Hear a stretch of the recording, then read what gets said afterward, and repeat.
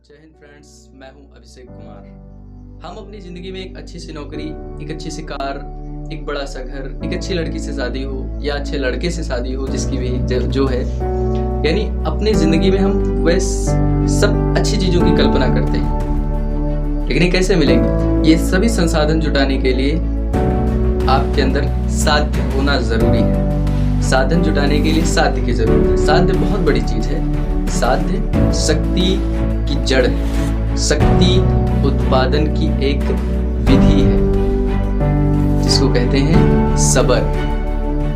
उस तरह की सबर नहीं कि किसी से डर जाना, ऐसा नहीं होता। इसमें अपने काम के प्रति, जिसे कहते हैं कि गीता में कहा गया है कि कर्म करते रहो, फल की चिंता ना करो। अगर आप कर्म अच्छा करेंगे तो फल की चिंता करनी ही नहीं।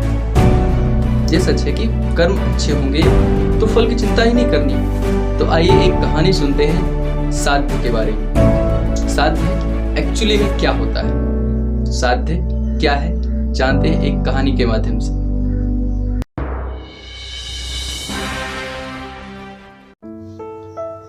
परेशानियों को अपनाकर उन्हें कम करने के प्रयास में ही जिंदगी सफल बनती है, और सफलता के लिए हमें सिर्फ हमारी कमियों को कम करके अच्छाइयों को बढ़ाना होता है। फिल्म एक्टर आशुतोष राणा कहते हैं कि ये धरती गोल शायद इसीलिए बनी है क्योंकि इसमें कोई व्यक्ति किसी से आगे नहीं है, हर कोई एक दूसरे के पीछे ही चल रहे हैं। जिसे आप उदाहरण से भी समझ सकते हैं कि जब माँ देवकी को पहले बेटे की प्राप्ति हुई तो कंस ने उसे छोड़ दिया, क्योंकि आकाशवाणी हुई थी कि कंस तेरी बहन देवकी का 8वां पुत्र तेरा काल होगा। तो उसने माँ देवकी के पहले बेटे यानी कि बलराम को छोड़ दिया। तभी देवताओं के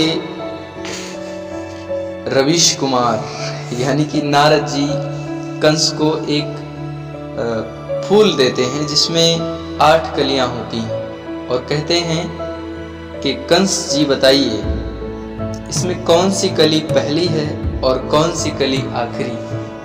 तो वो गिनता है 1 2 3 4 5 6 7 8, यानी 1 2 3 4 5 6 7 8, और फिर वो ये निर्धारित करने में कंफ्यूज हो जाता है कि इसमें कौन सी पहली है और कौन आखिरी है, वो बता ही नहीं पाता। ठीक इसी तरह से इस जीवन में हम सभी इस तरह से चल रहे हैं कि ना तो हम में से कोई आगे है और ना ही कोई पीछे।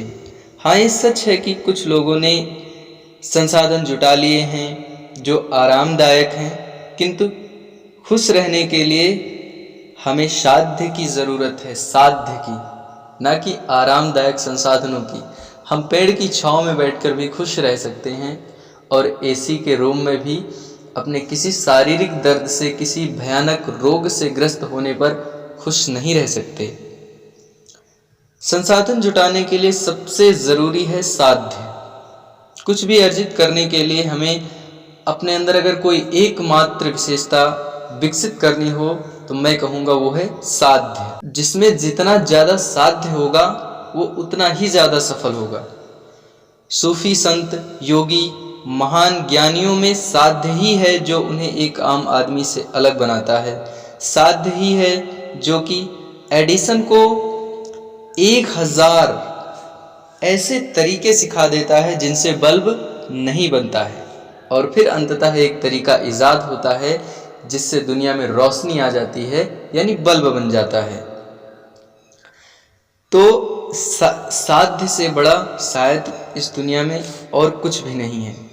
साध्य बहुत बड़ी चीज़ है जो तुम्हें इस तरह इतना तैयार कर देगी कि तुम इस दुनिया में कुछ भी कर सकते हो। लेकिन साध्य कोई यूं ही तो किसी में साध्य का गुण आ नहीं जाता है। साध्य के लिए कड़ी मेहनत करनी होती है, अपने काम को ध्यान से करना होता है।